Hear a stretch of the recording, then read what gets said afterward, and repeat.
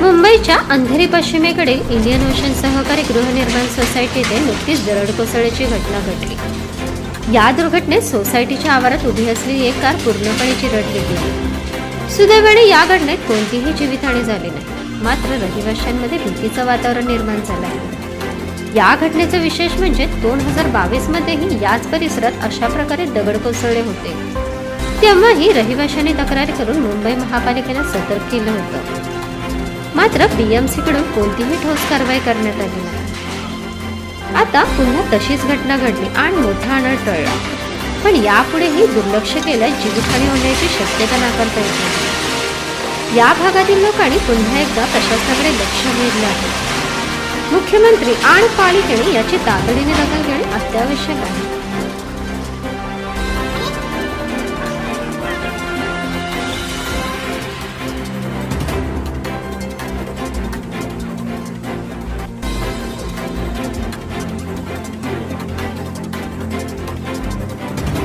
अशीच अपडेट पाहत रहा शिवकन्या न्यूजवर।